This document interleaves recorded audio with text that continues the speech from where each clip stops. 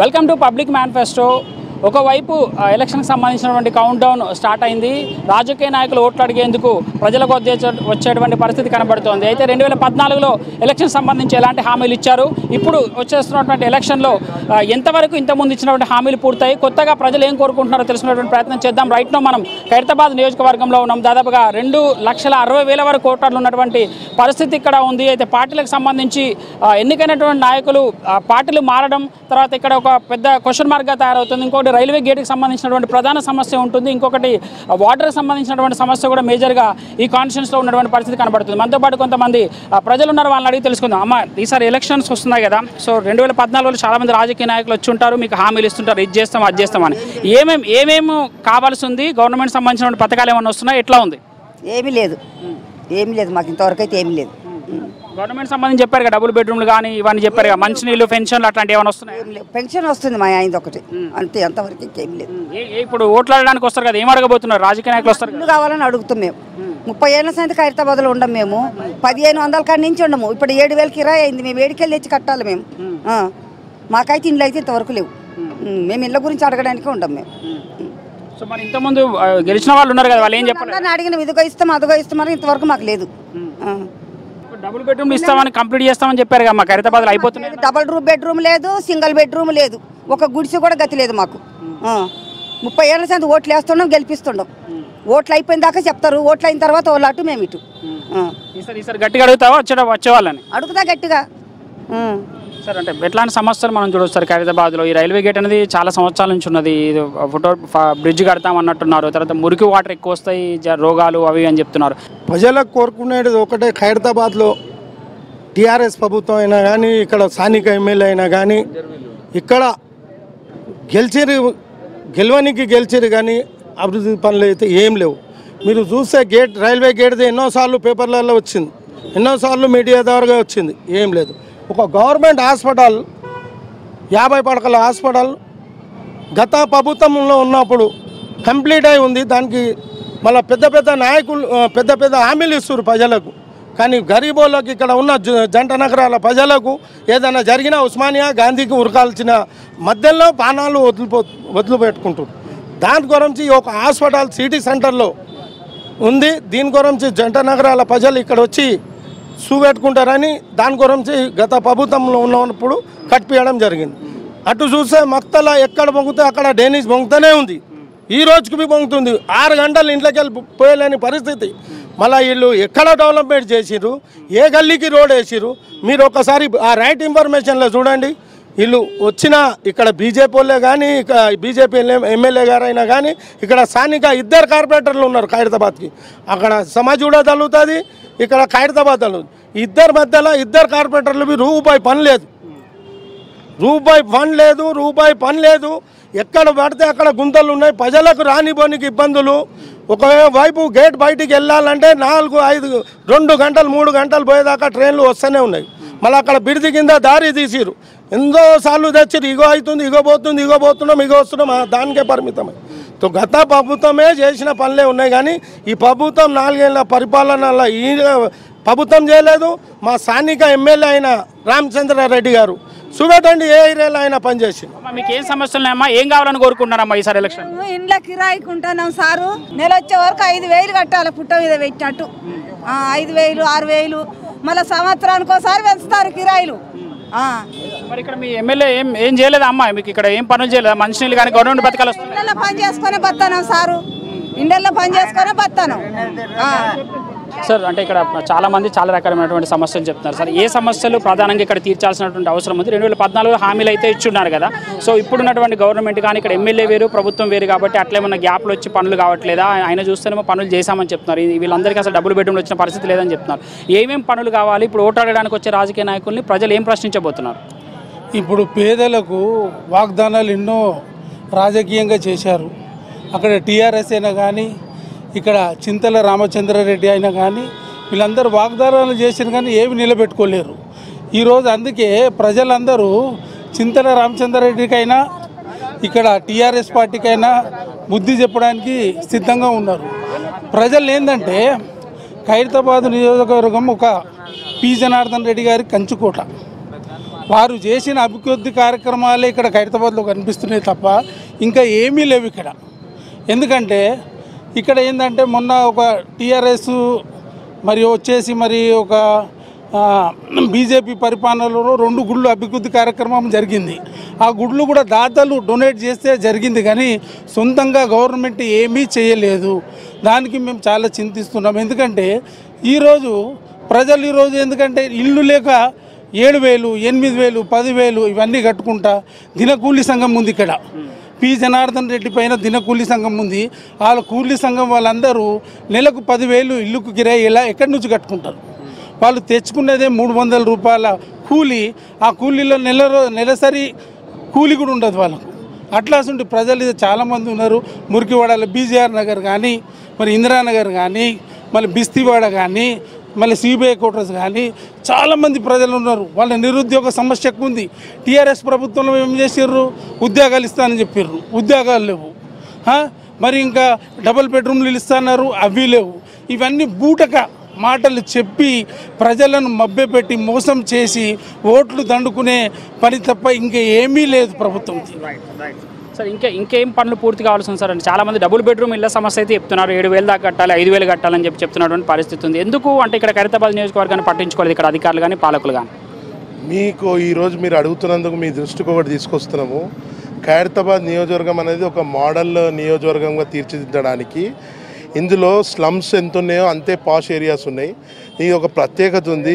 హైదరాబాద్ నగర నడుబొడ్డున ఉన్నటువంటి ఈ నియోజకవర్గంలో ముఖ్యంగా ఖైరతాబాద్ హెడ్ క్వార్టర్స్లో మరి యువతకి స్పోర్ట్స్ స్టేడియం లేదు, ఆడుకోనికి ఒక ఆట స్థలం లేదు. అప్పట్లో మన చిన్నతనంలో ఆట స్థలాలు ఉంటుండే, వ్యాయామం కానీ స్పోర్ట్స్ కానీ యాక్టివిటీస్ కానీ యూత్కు ఉంటుండే. ఇక్కడ సుమారుగా 2 లక్షల మంది జనాభా ఇక్కడ నివసిస్తారు. వీళ్ళు బస్సుకి వెళ్ళాలంటే సెక్రటేరియట్ వరకు నడవాలి. మహిళలు, చిన్నపిల్లలు స్కూల్కి వెళ్ళాలంటే బస్ స్టాండ్ లేదు. ఇక్కడికి వెళ్ళేసరికి విద్యుత్ సౌధ వరకు వెళ్ళాలి, అంటే రైల్వే ట్రాక్ దాటి మెయిన్ రోడ్ దాటి అట్లా ఎన్నోసార్లు ప్రమాదాలు జరుగుతున్నాయి. ఫోన్లు మాట్లాడుకుంటే కూడా కొందరు నిర్లక్ష్యంతో ప్రమాదాలు జరుగుతున్నాయి. అటువంటి ప్రమాదాలని నివారించడానికి గత పాలకులు ఎటువంటి నిర్ణయాలు కానీ దానికి సంకల్పించలేదు. ఆ విధంగా ఇక్కడ ఉన్న స్థానిక ఎమ్మెల్యే కానీ స్థానికంగా ఉన్న కార్పొరేటర్ కానీ మరి 4.5 సంవత్సరాలుగా ప్రభుత్వం ఉంటుంది. మరి ముఖ్యంగా ఇక్కడ సెక్రటేరియట్ ఉంది, సీఎం క్యాంప్ ఆఫీస్ ఉంది, హెచ్ఓడీస్ ఉన్నాయి, అసెంబ్లీ ఉంది, రాజ్భవన్ ఉంది. ముఖ్యంగా ఇంత పరిపాలన యంత్రాంగం ఉన్నటువంటి ఈ నియోజకవర్గంలో 200 కూలీతోటి వాళ్ళు 10,000 కిరాయి ఎట్లా కడతారు? వాళ్ళ ఇంట్లో ఉన్న పిల్లలు కూడా చదువుకొని పోకుండా వాళ్ళు పని చేయాల్సిన పరిస్థితి వస్తుంది. ఆ విధంగా ఏమవుతుందంటే అందరూ ఒక విక్ష సర్కిల్లో, అంటే ఒక ప్రాణాలను కాపాడడం కోసం బతకడం కానీ ఇంకేం లేదు. నిజమైన నిస్వార్థంగా ఏదైనా చేయాలనుకుంటే ఈ నియోజకవర్గంలో చాలామంది గరీబోళ్లకు ఇల్లులు కట్టియాలి. మరి ఇందిరానగర్ కాలనీ అనేది ఏదైతే ఉందో, ఇందిరాగాంధీ గారు బ్రాడ్కాస్టింగ్ మినిస్టర్ గుండి ఆ రోజులలో మరి ఇందిరా కాలనీ నెలకొల్పారు 1964లో. ఆ తర్వాత ఈ నియోజకవర్గంలో అసలు ఇల్లు కట్టిన దాఖలాలే లేవు. సరే, దాని తర్వాత వ్యాంబే స్కీమ్లో కొన్నిసార్లు కొన్ని చోట్ల కట్టినా వాటిలో ఆక్యుపెన్సీ లేదు, లేదా దాంట్లో ఏదో మరీ చిన్నగా కట్టడం జరిగింది. ఇబ్బందికరమైన పరిస్థితి. ఇప్పుడు మా నియోజకవర్గం, మా డివిజన్లో ఖైరతాబాద్లో సరస్వతి స్కూల్ పక్కన ఏదైతే ఇందిరా క్వార్టర్స్ ఏవైతే చేసిర్రో అవి డబుల్ బెడ్రూమ్ అని చెప్పి మరి ముఖ్యమంత్రి 2 సార్లు 3 సార్లు పర్యటించారు.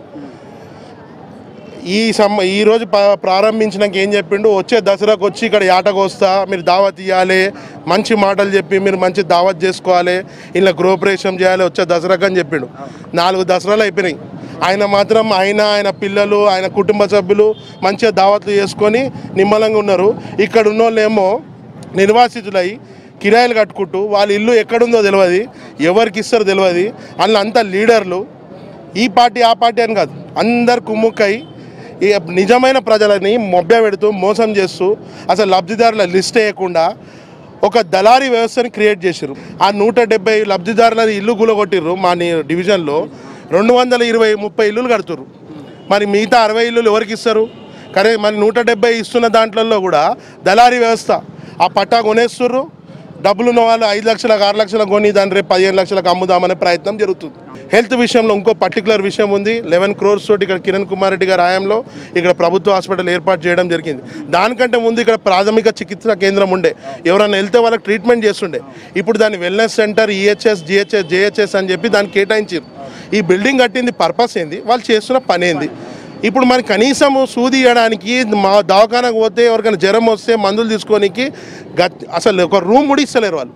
మేము దానికి లక్ష్మారెడ్డి గారు ఇక్కడ వచ్చి ఇనాగ్రేషన్ చేసినప్పుడు చెప్పినాం. ఆయన అన్నాడు 6 నెలల్లో పునరుద్ధరిస్తా అన్నాడు. 6 నెలల్లో షిఫ్ట్ చేసి దీనికి అన్ని సమకూరుస్తామని చెప్పాడు. ఇది కేవలం ఏం తెలుసా, ఆ రోజులు ఉన్న నాయకుడు, మీకు ప్రత్యేకంగా చెప్తున్నా, ఆ రోజులు ఉన్న నాయకుడు నేను తెచ్చినా అన్నాడు. మరి నువ్వు తెచ్చినాయనో ఇవాళ ఆ దొంగ దగ్గరకు పోయి నువ్వు ఇప్పుడు ఏం చేస్తున్నావు? అందరికీ తెలుసు, గ్రేటర్ హైదరాబాద్లో ఇండ్ల ట్యాక్సులు ఏ రకంగా పెంచారో గత 5 సంవత్సరాలలో మేము సంవత్సరానికి 3,000 కట్టేవాళ్ళము. ఈ సంవత్సరం వస్తుంది బిల్లు 10,000 రూపాయలు ఇన్కమ్ ట్యాక్స్ ప్రాపర్టీ ట్యాక్సులు కడుతున్నాం. ప్రతి పేదవానికి కూడా పెంచేశారు. కరెంట్ 24 గంటలు సప్లై అవుతుంది, రైట్, ఓకే, సప్లై అవుతుంది, కానీ కరెంట్ బిల్ షాక్ కొడుతుంది. కరెంటు ఒకవేళ లైట్ వేద్దాం అనుకున్నా ప్లగ్ దగ్గరికి వెళ్తే భయం అవుతుంది, కరెంట్ బిల్ ఎంత వస్తుందని. 24 గంటలు కరెంట్ ఉంది, కానీ కరెంట్ బిల్ ఎవరు ఆపాలి? ఈ ప్రాపర్టీ ట్యాక్సులు ఇంత ఘనం పెంచారు. మా మిడిల్ క్లాస్ ఫ్యామిలీ కానీ పేదవాడు కానీ ఎక్కడి నుంచి గడుపుకుంటారు? నేను విజ్ఞప్తి చేస్తున్నా, ఏ గవర్నమెంట్ వచ్చినా పేదవాళ్ళని గరీబులని ఆదుకునే ఏ గవర్నమెంట్ వచ్చినా కనీసం పేదవాళ్ళకు ఏవైతే హామీలు ఇస్తారో అవి నెరవేర్చాలి. సార్, అంటే సమస్యల గురించి మాట్లాడుతున్నాం. ప్రధానంగా ఏం కావాలని కోరుకున్నారు సార్? ఇక్కడ ఏమేమి పనులు కావాలి? ఇక్కడ కనీసం మౌలిక వసతులు కూడా కరువు అయ్యాయి, శానిటేషన్ కూడా చేయట్లేదని చెప్తున్నటువంటి పరిస్థితి ఉంది కదా. ఏం కావాలని కోరుకుంటున్నారు ఇక్కడ ప్రజలు? ఎవరైతే హామీలు ఇస్తారో ఆ హామీలు ఎవరైతే నిర్వహిస్తారో వాళ్ళకి అధికారం కట్టబెట్టాలని బీజేపీ వైపు చూస్తున్నారు.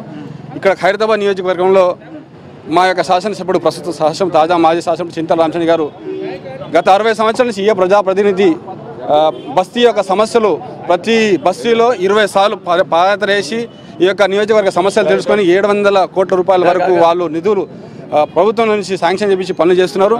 ఈ యొక్క ఖైరతాబాద్లో హై టెన్షన్ వైర్ తన ప్రభుత్వంతో పోరాడి పెద్ద ఎత్తున అది 12 కోట్లు ఖర్చు పెట్టి ఎంపీ ఎమ్మెల్యే ఫండ్తో వాళ్ళు పని చేయించారు.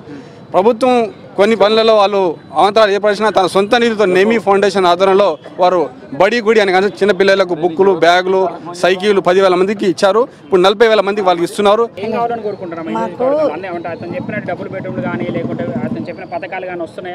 అసలు ఎవరికి వస్తలేవు, అన్ని హామీలు ఇస్తున్నారు, వెళ్తున్నారు. వచ్చినప్పుడు ఆ ఓట్లోకి వస్తారు, మళ్ళీ రారు. ఇంట్లో ఇద్దరు కొడుకులు, ముగ్గురు కొడుకులు ఉన్నారు. ఒక్క ఇంట్లో కిరాయికి కట్టుకొని వాళ్ళు కూడా ఎట్లా ఉంటారు? మాకు ఒక ఇల్లే ఉంది, ఇన్ని ఇడబుట్టి పెరిగి మాకేం లేదు. అందరూ వచ్చి చెప్తారు, పోతారు చెప్తారు, అంతే. ఇక్కడ ప్రజలు ఏం కోరుకుంటున్నారు సార్? ఎందుకు అంటే ఇక్కడ అంటే ఎమ్మెల్యే వేరైనంత మాత్రం ప్రభుత్వం ఎందుకు చేయలేదు అంటే కొన్ని పనులు చేసినట్టు చెప్తున్నారు. ఇంకా ఏం పనులు పెండింగ్ ఉన్నాయి? ఏం ఇక్కడ ప్రజలకు ఇంకేం వాళ్ళ కోరికలు ఏం నెరవేర్చబోతున్నారు ఈ ఎలక్షన్లో? గత 4.5 సంవత్సరాల క్రితం నాగేందర్ గారు ఇక్కడ ఎమ్మెల్యే ఉండే. ఆయన కొట్లాడి ఈ పాత దవాఖానను 100 బెడ్లతోని స్టార్ట్ చేద్దామని 11 కోట్లతో ఇది కట్టించాడు. తర్వాత ఆయన ఓడిపోయాడు. ఓడిపోయిన తర్వాత మన బీజేపీ వచ్చింది, వాళ్ళు చేసేది ఉండే. అయినా అందులో ఒక వెల్ఫేర్ సెంటర్ గవర్నమెంట్ పెట్టారు, మా హాస్పిటల్ ఇక్కడ పెట్టలేదు. ఇప్పుడు ఆయన నాగేందర్ గారు వస్తే తప్పకుండా మళ్ళీ పాత పొజిషన్ ఎట్లుందో అదే విధంగా వస్తుంది. ఇకపోతే ఇక్కడ ప్రతి ఒక్కరు జనార్దన్ రెడ్డి అంటారు. అదే అసలు మా సోదరుడు చెప్పాడు ప్రపంచంలో పెద్ద గణేషు. అదే అది ఎవడు పెట్టాడు? శంకరయ్య. ఇంత పెద్ద బిల్డింగ్ కట్టాడు శంకరయ్య. వాడిని ఎవడు యాద్ చేయడు? గ్రౌండ్ కట్టాడు శంకరయ్య. వాడిని ఎవడు యాద్ చేయడు? ప్లే గ్రౌండ్ కట్టాడు, గార్డెన్లు కట్టాడు, రోడ్లు వేసాడు. ఆ కౌన్సిలర్ వాళ్ళ పేరెవడు తీయడే. కాబట్టి ఇప్పటి నుంచి ఇప్పటిదాకా పనులు బాగా జరుగుతున్నాయి. ఏదైనా ఈ టీఆర్ఎస్ పథకాలు మెల్లమెల్లగా 4.5 సంవత్సరాల మళ్ళీ కూడా దునియా చేసిండు. నీకు ఒక్క ఎగ్జాంపుల్ చెప్తా. మా సోదరుడు షరీఫ్ భాయ్ కాంగ్రెస్ 200 పింఛన్ ఇప్పించాడు. మా వాళ్ళందరూ పోతుంది కమిటీ వాళ్ళకు, అరే పింఛన్ వచ్చింది ఆడిపోయినాక ఇస్తానయ్యా, వచ్చే వారం రా, వచ్చే నెల రా. అట్లా ఇవాళ 1000 రూపాయలు కళ్ళు మూసి తెలంగాణలో కళ్ళు మూసి తీసుకుంటున్నాండి. సంతోషంగా ఉన్నారు. ముఖ్యంగా ఈరోజు మాకు ఖైరతాబాద్ ముద్దుబిడ్డ దానం నాగేంద్ర కావాలని మాకు కోరిక. మరి ముఖ్యంగా ఈరోజు మా దగ్గర ఎంప్లాయ్మెంట్ విషయంలో చాలామంది అన్ఎంప్లాయిడ్ చాలామంది ఉన్నారు. వాళ్ళ గురించి దానం నాగేంద్ర వస్తే పట్టుదల పట్టుకోండి. ఎందుకంటే ఈరోజు నాగేంద్ర గారు చేసినటువంటి అభివృద్ధి కార్యక్రమం ఖైరతాబాద్లో ఎన్నో కనిపిస్తున్నాయి. సరే కొన్ని కారణాల వల్ల కొన్ని అటు ఇటు జరిగినాయి, సమస్యలు ఉన్నాయి. కానీ ఈరోజు ఎంప్లాయ్మెంట్ విషయంలో ఎవరు కూడా ఆలోచిస్తున్నారు. మేమేం చేసామంటే మన రీసెంట్లీ కేటీఆర్ గారు కలిసినప్పుడు కేటీఆర్ గారు మాకు హామీ ఇవ్వడం జరిగింది. ఏమని ఇచ్చారంటే పార్టీలు ఎంతమంది ఉన్నా మా చుట్టుపక్కల ఈరోజు లేక్వీ పార్క్ ఉంది, సంజీవ పార్క్ ఉంది, ఎన్టీఆర్ గార్డెన్ ఉంది, ఐమాక్స్ థియేటర్ ఉంది, గ్లోబల్ హాస్పిటల్. ఇందులో ఎక్కడ కూడా చూసినా మా వాళ్ళు ఎవరు కూడా జాబ్ చేసే వాళ్ళు లేరు. ఎందుకు లేరు అంటే మా వాళ్ళు కరెక్ట్ పని చేయడానికి అక్కడ ఆస్కారం లేదు. సో మేము దానం నాగేంద్ర గారు వచ్చాక ఫస్ట్ ఎంప్లాయ్మెంట్ విషయం గురించి కొట్టాలని మాకు కరెక్ట్ కంకరం పట్టుకున్నామండి. ఇంకేం సమస్యలు ఉన్నాయి సార్? అంటే చింతల రామచంద్ర రెడ్డి బాగానే చేస్తున్నాడు, కానీ చాలా వరకు పనులు కాలేదు అని చెప్తున్నారు. ఏం చెప్పొచ్చు? ఇంకేం పనులు కావాలి? ఈసారి ఎలక్షన్లో ఏం క్వశ్చన్ మార్క్ ఉండబోతుంది? మన భారతదేశంలోనే ఒక రాబోయే రోజులలో తెలంగాణ రాష్ట్రం నంబర్ 1 రాష్ట్రంలో నిలబడుతుంది. ఎందుకంటే ఈరోజు కాంగ్రెస్ ప్రభుత్వం కానీ ఇంకా గతంలో ఉన్న ప్రభుత్వాలు కానీ ఒక ప్రభుత్వం ఉన్నప్పుడు 70 రూపాయలు పెన్షన్ ఇచ్చేది. మధ్యలో కాంగ్రెస్ ప్రభుత్వం వచ్చేప్పుడు 200 పెన్షన్ ఇచ్చి ఆ 200 పెన్షన్లు వస్తున్నాయి సార్. ఈరోజు మాక్సిమం అండి హైదరాబాద్ మీరు ఎంఆర్ ఆఫీస్లో ఆర్టీ యాక్ట్ కూడా మీరు ఎంక్వైరీ చేసుకోవచ్చు. మాక్సిమం ప్రతి ఒక్క పేదవాడికి, ప్రతి ఒక్క వికలాంగుడికి, ఎవరైతే 60 ఏళ్ళు ఉన్నారో ప్రతి ఒక్క వికలాంగుడికి తప్పకుండా ఏ నెల కూడా స్టాప్ కాకుండా ప్రతి నెల తప్పకుండా పెన్షన్స్ కానీ, కళ్యాణ లక్ష్మి కానీ, షాదీ ముబారక్ కానీ ప్రతిదానికి వస్తున్నదండి. సో మరికొంతమంది మహిళలు మనతో పాటు ఉన్నారు. అమ్మ, ఇప్పుడు ఎలక్షన్స్ వస్తున్నాయి కదా, సో ఏం కావాలని కోరుకుంటున్నారు? ఏంటి పరిస్థితి మీది? ఇది ఏమో చూపిస్తున్నారు. ఇది 4 సంవత్సరం అయింది, ఇల్లు గుల్లగొట్టేసినారు మాకు ఎమ్మెల్యే. మేము ఎక్కడ బతకాలి చెప్పండి? అందరు కట్టుకున్నారు, అందరు ఉన్నారు, కానీ వాళ్ళకి చేయలేదు. మాకు ఎట్లా చేసినారు? 8 మనుషులు బయట ఉన్నాం, కిరాయికి ఎక్కడ ఇళ్ళలో ఉన్నాం, ఎట్లా చేయాలని చెప్పండి? ఓట్లాడడానికి వస్తారు ఏం గట్టిగా అడగబోతున్నారు ఎవరినైనా? మాకు డబల్ బెడ్రూమ్ అన్నారు కదా, ఇప్పుడు 4 ఏళ్ళ ఇంతవరకు ఏం లేదు. మళ్ళీ అదే అడుగుతున్నాం. మళ్ళీ వాళ్ళు వస్తారు, వీళ్ళు వస్తారు, ఎవరేం చేయరు. బస్ ఇలా కాంగ్రెస్ వాళ్ళే వస్తారు. నాటి నుంచి మేము ఇన్నే ఉంటాం. డబుల్ బెడ్రూమ్ అన్న మరి వాళ్ళకే ఇచ్చుకుంటా పోతే మరి మేము కిరాయి ఇవ్వకుండా మేము కిరాయి నాటి నుంచి కిరాయిలు కట్టి బతుకుతాం. మేము ఇట్లనే బతుకుంటారా? నాడు మా గలీలు ఉన్న వాళ్ళు మాకు సాయం చేసిర్రు. నాటి నుంచి మేము అలా ఎవరైతే మాకు సాయం చేస్తారో మేము వాళ్ళకే ఓటేస్తాం. ఏం కావాలని కోరుకుంటారమ్మా? ఇక్కడ ఇండ్లు లేని వాళ్ళకి ఇండ్లు, మాకు గుడిసెలు ఉన్నవి, మాకు ఇండ్లు కట్టియాలి అంతే. మా ఇండ్లు మాకే కట్టియాలి. మాకు పట్టాలు రావాలి. పట్టాలు ఒకటి లేవు, పట్టాలు రావాలి. పట్టాలు కట్టి మా ఇండ్లు కట్టియాలి. మాకు నీళ్ళు వస్తే మొత్తం మునిగిపోతున్నాయి. ముసలోళ్ళకి ఇట్లా అందరూ ఇక ఉపాసం ఉంటే అన్న దొరకపోయి ఇట్లా తెచ్చి ఇక్కడ వంట వండి మాకు తినిపించి మాకు చూసిండు. పింఛన్ ఇస్తారు సార్, మాకు ఇండ్లు లేవు. మరి ఇండ్ల కిరాయిలు మేము ఎట్లా కట్టుకోవాలి? 5,000 6,000 ఇండ్ల కిరాయిలు, కరెంటు బిల్లు, నల్ల బిల్లులు మా చేతనైతే కదా సారు. మేము ఉన్నది 2 పిల్లలు, మగ పిల్లలు చిన్నగా ఉన్నారు. మరి వాళ్ళని ఎట్లా చాక్కోవాలి?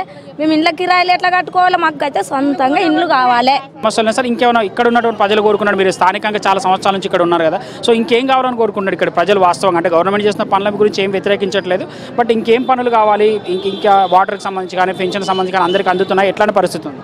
చూడండి, ఖైరతాబాద్లో ఒక్కొక్క ఎమ్మెల్యే అయిన తర్వాత వాళ్ళు కొద్ది ప్రోగ్రామ్స్ చేస్తారు. అయితే వాళ్ళు 100లో 70% ఖచ్చితంగా చేస్తారు.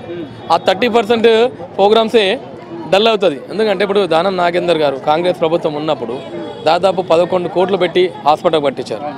పైన కాంగ్రెస్ నుంచి ఇప్పుడు టీఆర్ఎస్ ప్రభుత్వం వచ్చింది.